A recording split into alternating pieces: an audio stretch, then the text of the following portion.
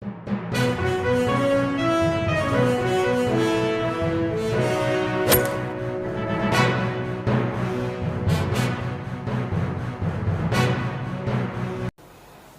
باللہ من الشیطان الرجیم بسم اللہ الرحمن الرحیم الحمد للہ والصلاۃ والسلام علی اہلہا اما بعد فقد قال اللہ الحکیم فی القرآن الکریم بسم اللہ الرحمن الرحیم یا ایہا الذین آمنوا کونوا انصار اللہ کما قال عیسی ابن مریم للحواریین من انصاری الی اللہ۔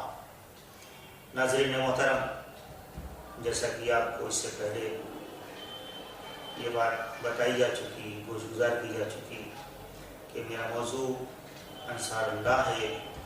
انصار اللہ یعنی اللہ کے مددگار۔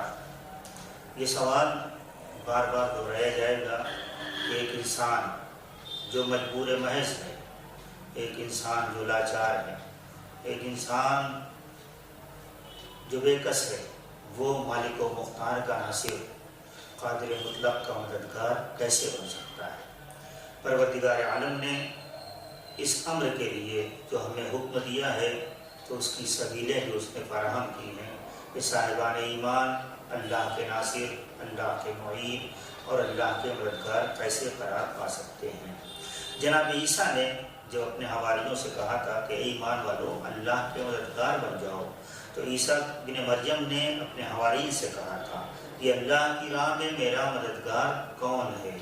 یعنی مدد جناب عیسیٰ کی کرنی ہے اور مددگار پروردگار عالم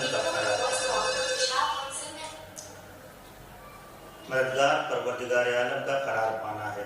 اسی صورت میں میرے عزیزو، یعنی کہ وقت کے ہادی، وقت کے نبی، وقت کے رہبر، وقت کے پیشوا، وقت کے امام معصوم کی انسان مدد کرے، ان کی نصرت کرے، ان کا معاون قرار پائے، اور جو وقت کے نبی، وقت کے ہادی، وقت کے امام، وقت کے رہبر کی نصرت و معاونت کرے گا، وہ حقیقت میں ناصر پروردگار میں شمار کیا جائے گا۔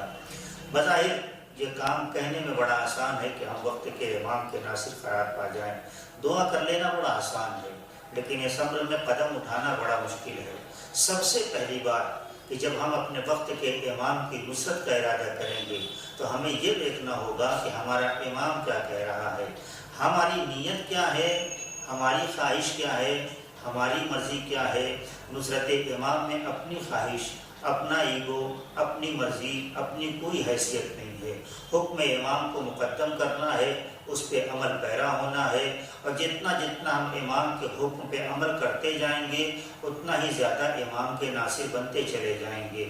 تاریخی واقعہ بہت مشہور واقعہ ہے، سارا عالم اسلام اس بات سے بخوبی واقف ہے۔ کربلا کے میدان میں سن 61 ہجری میں فرات کے کنارے اصحاب حسین کے خیمے نصب تھے۔ یزیدی فوج کے سپاہیوں نے جب خیمے ہٹانے کی بات کی تو حضرت ابوالفضل عباس نے اپنی تلوار سے، اپنی شمشیر سے خط کھینچا، اور کھینچنے کے بعد کہا کس کی مجال ہے جو اس خط کو عبور کر سکے۔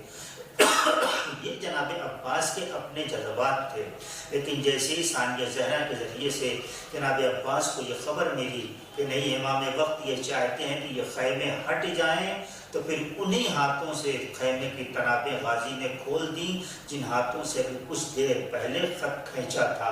اب کچھ نہیں کہہ رہے ہیں، اس لیے کہ اب اپنی مرضی کچھ بھی نہیں ہے، اپنی خواہش کچھ بھی نہیں ہے، ہم قدم پیچھے ہٹا لیں اس لیے کہ امام کہہ رہا ہے۔ اور یہ تو میں آپ کو بہت دور لے کے آیا، جنگ صفین کا منظر دیکھ لیں اٹھا کر کے، جناب مالک اشتر قریب تھے خیمے فساد سے، 4 ضربتوں کا فاصلہ تھا یا 7 ضربتوں کا، قریب تھا کہ خیمے فساد کو اکھاڑ پھینکتے، مگر جب جندب پہنچے اور امام کا پیغام لے کے پہنچے، فرمایا جندب نے کہا کہ مالک جنگ روک دو۔ مالک نے کہا جندب یہ کیسی باتیں ہیں، معاملہ قریب ہے، ہم جیت کے قریب آ چکے ہیں، ہم فتح و ظفر کامیابی کے قریب آ چکے ہیں، اتنے قریب آنے کے بعد ہم جنگ چھوڑ دیں، جنگ سے نبردار ہاتھ اٹھا لیں؟ تو فرمایا مالک اگر دیر کر دی تو کہیں ایسا نہ ہو کہ اپنے امام وقت کو ہم کھو دیں، اور ہمارا امام یہ چاہتا ہے، یہ میرا پیغام نہیں ہے مالک، یہ علی ابن ابی طالب کا پیغام ہے کہ میں تمہیں واپسی کے لیے کہوں۔ تو جیسے ہی امام کا نام سنا، مالک نے اپنی تلوار روک لی، جیت بھول گئے، ساری محنت بھول گئے، اپنا سارا ہدف بھول گئے، نگاہ میں صرف ایک ہدف تھا، وہ مصلحت امام، حکم امام، فرمان امام پہ عمل کرنا۔ ہمیں بھی جب دین کا ناصر بننا ہوگا، امام وقت کی نصرت کرنی ہوگی، تو ہمیں اپنی خواہشوں کو سب سے پہلے کچلنا ہوگا۔ میرا دل یہ کہتا ہے میں کیا، میری حیثیت کا، میری اوقات کیا، میرا دل کیا، میرا امام کیا کہتا ہے، ہمیں یہ دیکھنا ہوگا۔ اور جتنا زیادہ ہم فرمان امام معصوم پہ عمل کرتے چلے جائیں گے، اتنا زیادہ امام کے ناصر بنتے چلے جائیں گے۔ کربلا کے 72 شہید ہیں، 71 جانے ساران امام حسین ہیں، لیکن سب کے مراتب الگ الگ ہیں، سب قربان ہوئے ہیں روز عاشور، سب نے جام شہادت نوش کیا ہے، سب نے اپنے آپ کو اپنے زمانے کے امام پہ قربان کیا ہے، لیکن جو جتنا معرفت کے معیار پہ آگے تھا، اس کا درجہ اتنا ہی بلند تھا۔ جو مرتبہ جون کا ہے وہ حبیب کا نہیں، جو حبیب کا ہے وہ زہیر کا نہیں، جو زہیر کا ہے وہ مسلم بن سجا کا نہیں۔ آخر سب کی یہ مراتب الگ الگ کیوں ہیں؟ بالکل اسی صورت میں جس طرح سے تمام نبی یکے بعد دیگر ضرور آئے ہیں، لیکن قرآن نے فرمایا فضلنا بعضهم علی بعض، ہم نے ایک کو دوسرے پر فضیلت دی ہے۔ اسی طرح سے حسین مظلوم کے انصار کربلا کے میدان میں ایک دوسرے پہ سبقت لے کے آگے بڑھتے رہے۔ میرے عزیزوں، میرے ناظرین، بالخصوص میں اپنے جوانوں سے خطاب کر رہا ہوں کہ دیکھیے، خواہش نفس کو کچلنا یہ کہنا بڑا آسان ہے، لیکن اس امر میں ثابت قدم رہنا بڑا مشکل مرحلہ ہے۔ لیکن اگر تائید پروردگار اور توفیق الہی حاصل ہو جائے تو پھر کوئی بھی کام مشکل نہیں ہے۔ آئیے اس کام کے لیے ہم اپنا قدم بڑھانے سے پہلے پروردگار عالم کی بارگاہ میں دعا کرتے ہیں، توفیق طلب کرتے ہیں۔ اللہم ارزقنا توفیق الطاعہ، پروردگار ہمیں اپنے زمانے کے امام کی اطاعت کی توفیق عنایت فرما۔ میرے مالک ہمیں اپنی اطاعت کی توفیق عنایت فرما۔ میرے مالک ہمیں اپنے انصاروں میں شمار ہونے کی توفیق عنایت فرما۔ اگر کوئی انسان ایک کام بھی اللہ کے لیے کر رہا، اگر آپ نے کسی ایک غریب کو ایک وقت کھانا کھلا دیا تو گویا آپ نے فقیر کو کھانا نہیں کھلایا ہے، بظاہر آپ نے غریب کو کھانا کھلایا ہے، لیکن حقیقت میں وہ غریب پروردگار عالم کا ایک بندہ ہے۔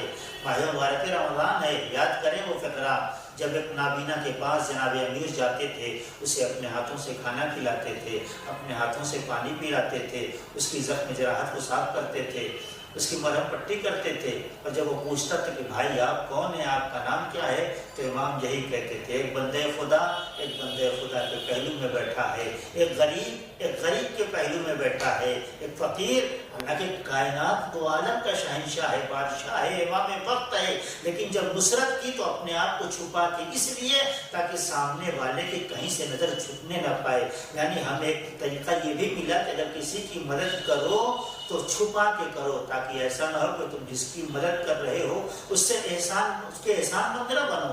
اگر تم نے اس سے شکریہ حاصل کر لیا تو گویا تم نے خدا کے لیے کیا کیا۔ روٹی دینے والوں نے فرشتوں کو روٹی دی اور دینے کے بعد کہا نہ ہم تم سے جزا چاہتے نہ صلہ چاہتے ہیں، لیکن جس کے لیے کیا ہے وہ بہتر جانتا ہے، تو اس نے پورا سورہ دہر نازل کر دیا۔ یعنی ایسے بھی اللہ کی مدد کی جا سکتی ہے۔ پروردگار عالم مجھے اور آپ سب کو آئین احکام محمد والے محمد کے ثابت قدم رہتے ہوئے اپنی اور امام زمان کی مدد کرنے کی توفیق عنایت فرمائے۔ وآخر دعوانا الحمدللہ رب العالمین، والصلاة والسلام علیکم ورحمۃ اللہ وبرکاتہ۔